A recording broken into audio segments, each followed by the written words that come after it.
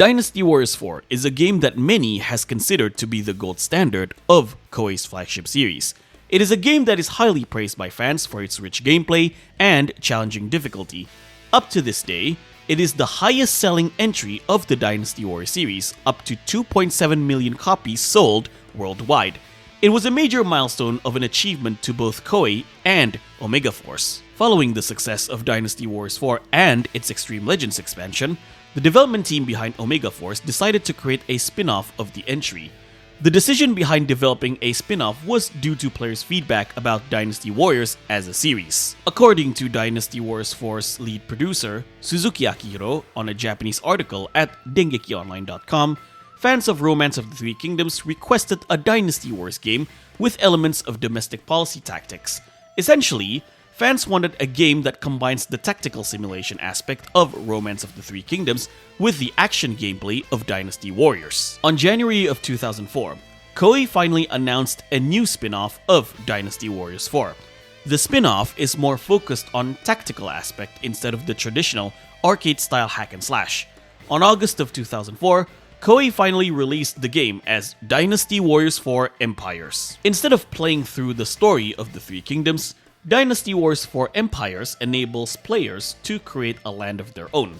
Players can either pick an existing kingdom from the actual historical lore, or create their own. The release of Dynasty Warriors 4 Empires would later spawn the Empire spin-offs for every Dynasty Warriors main entry. Being the first Empires game in the series, does this game still holds up after 23 years? Sit back and relax, ladies and gentlemen. This is me, Profar, and I'm going to take you back to a time where we establish our own history in Dynasty Warriors 4 Empires.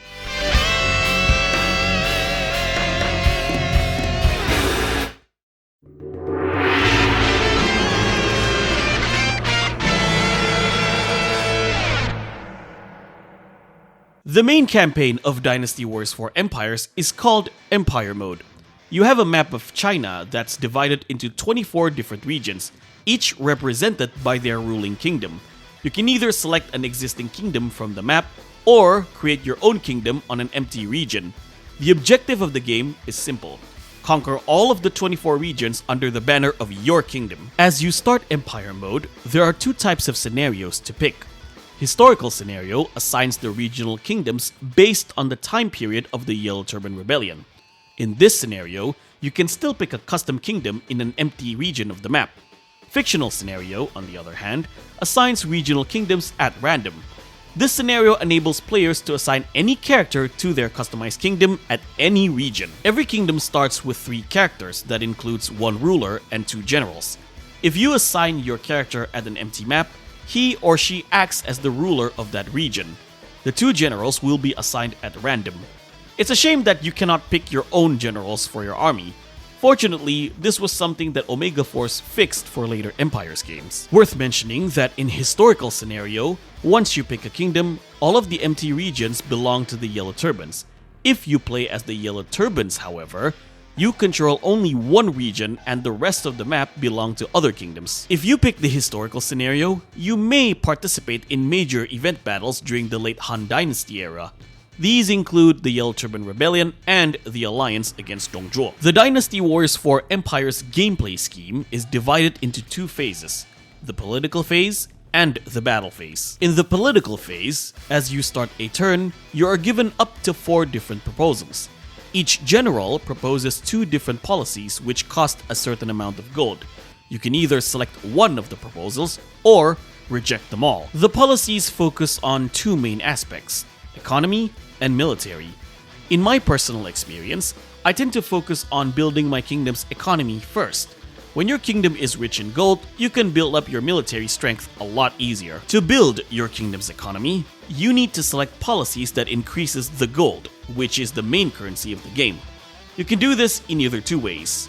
You can farm gold the nice way through commerce and harvest, or you can farm gold the rough way by taxing your own people. Usually, the later method increases your kingdom's gold faster. It comes with a cost, however, which we will get into. To build your kingdom's military, you need to select policies that can help you during battles against an enemy kingdom. Military policies include raising the number of soldiers, recruiting officers, and leveling up your officers. To achieve total domination of China, you need to make sure that you have the strongest army as well. Not to mention, other kingdoms will get stronger too the longer you play the game. Keep in mind that the policies you choose affects the governance of that territory. You can either be seen as a ruthless tyrant or a benevolent ruler by your own people. If you decide to be a tyrannical leader, your own army may rebel against you. A benevolent governance, on the other hand, can give tactical advantages in battle. If you have the support of the people, you may have your peasant army aiding you in battle. Selecting a proposal affects the perspective of your generals as well. A general can be promoted as your strategist when you mostly select his proposal. On the other hand, some generals may feel discontent when you constantly ignore his proposal. If you are not careful with it, generals who are discontent might either leave your army or incite a rebellion. You can form a temporary alliance with a rival kingdom. Personally, I find this very useful to prevent the nearest kingdom from invading mine, as I buy some time to build up my kingdom strength. The political system in Dynasty Wars for Empires is overall very simplistic, especially if you compare it to the Romance of the Three Kingdoms games. This is still an action game in its core, so the main focus is still about beating enemies on screen. However, it does allow the game to be more tactical. Omega Force has a good start with how politics work in this game. Eventually, the system became better as the series progressed. Now, let's talk about the battle phase of Dynasty Warriors 4. Once you have selected a proposal, you can choose to invade a neighboring rival territory. When you have multiple territories, a rival kingdom can also invade yours. You can either defend your territory or ignore it to invade an enemy territory. Ignoring a defense battle may or may not result to a territorial loss. During an alliance with another kingdom, you can choose to aid them during an invasion or a defense. In terms of combat mechanics, it is the exact same as that of Dynasty Warriors 4. One major improvement, however, Omega Force actually removed the autolock for this game. You can now move your character to different directions as you perform an attack string. In most Dynasty Warriors games, you need to defeat the enemy commander to win a battle. In this game, there is an additional gimmick to it. As you can see in this battle map, there are pins connected to each other with lines. The blue pins are your bases and the red pins are enemy bases. Your task is to take enemy bases and connect the blue lines from your main camp to the enemy's main camp. Victory can be achieved by taking the enemy's main camp or defeating their commander, in which the latter can only be achieved when the blue lines are connected. I really dig this battle style. Despite not being an overly complex strategic gameplay, this gimmick does allow players to slow down and assess the battles. You need to be more tactical to ensure the battle lines are in your favor. This gameplay style would become the standard for all the Dynasty Wars Empires games. Enemy officers are captured when you win an invasive battle. You have the option to either hire them or dismiss them.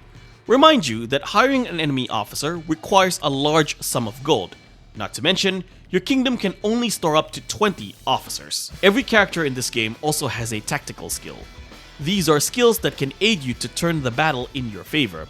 These are essentially stratagems in later Dynasty Warriors Empires games. Unfortunately, unlike the stratagems, you cannot manually activate the tactical skills. Even though this is the first game of the series, I still believe that Omega Force should have made this into a feature from the get-go. Not being able to manually apply tactics somewhat defeats the purpose of a more tactical gameplay. Another important aspect that is not present in the game is commanding your officers in battle. You cannot manually assign your allies to do tasks like attacking or defending a base. Once again, for a game that's all about tactical battles, I'm somewhat disappointed that Omega Force did not enable players to do this. Fortunately, this was fixed in later games. Dynasty Wars 4 Empires was able to bring a level of strategic elements in its core gameplay. Despite the political system and the tactical battles being too simplistic, they were still implemented really well. It did its job to combine the tactical simulation aspect of Romance of the Three Kingdoms and the high-speed action gameplay of Dynasty Warriors. Not to mention, it only gets better as the series progressed.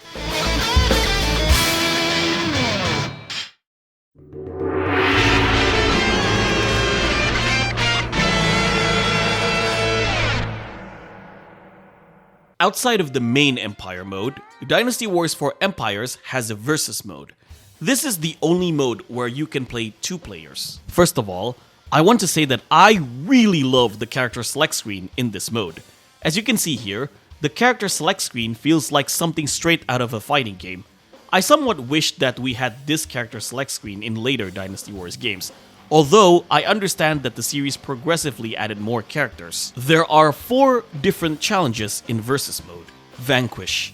In this challenge, you need to defeat more enemies than your opponent. The player with the most KO count by the end of the time limit wins the match. Pilfer. You need to collect items throughout the map and give them to the merchant for points. To win the match, you must collect as many points as you can before the timer runs out. Melee. Players will be placed on a high platform. The objective of this challenge is to knock down as many enemies as you can from the platform before the timer runs out. Endurance. This is a survival challenge between 2 players. Players must endure a horde of enemies until the timer runs out. However, enemies get stronger as time goes by. The first player to die loses the match. Unfortunately, this game was the first and also the last time to feature a versus mode. I understand that versus mode is not the main focus of the Empires games, but I personally feel that Koei and Omega Force could have done more with it. Character creation in edit mode made a return in this game. However, Omega Force improved this mode by adding more customization options. There are 6 different base models that you can choose, 3 for the male and 3 for the female. Similar to Dynasty Wars 4, each base model has 6 different color palettes and 3 different set of gears for each body parts. In addition, you can now choose your character's voice. Each gender has 3 different voices to pick. Considering Dynasty Wars 4 Empires is all about creating your own kingdom, it was necessary for Omega Force to give more character customization option. Assigning created characters' moveset was also improved. Unlike in Dynasty Wars 4, you can now choose any weapons for your created character.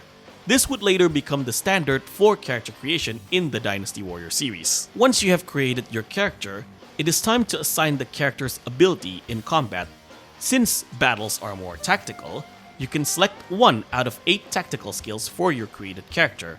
You can also decide the type of the character. There are 7 types you can choose, each with their own preset stats. Lastly, the game has an archive where you get to see all of the character models, troop models, artworks, weapons, and items. A complete gallery where the only way to unlock them is by playing the game. Man, do I really miss 2004. I wish more modern games would apply this concept instead of constantly locking content behind a paywall. For the first Empires game in the series, the game attempted to have a lot of replay value. Despite many things that are lacking compared to that of later Empires games, Dynasty Wars 4 Empires spoils you with a lot of content to enjoy.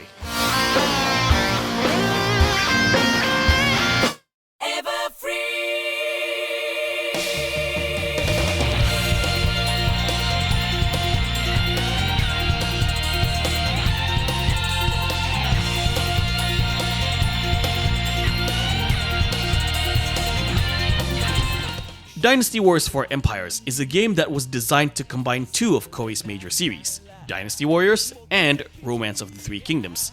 Despite the limitation, it was able to build a solid groundwork for the Dynasty Warriors Empire series. Many of the important elements of the game would later be improved as the series progressed. Although I much prefer later Empires games, Dynasty Wars 4 Empires is still a joy to be played. The game is enough to keep me coming back as I have a certain soft spot for it. I would recommend this game if you want to enjoy a tactical action game that is not too complex to understand.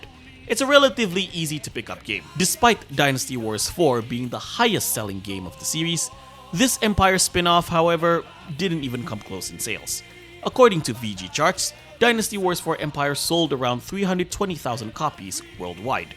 Regardless, Koei was content with this number as they would later produce Empire's game for every main Dynasty Wars entry. So that's it, ladies and gentlemen, a look back to the very first Empires game, Dynasty Wars 4 Empires. What are your thoughts on the game? Do you still like Dynasty Wars 4 Empires after all these years? Let me know in the comment section below.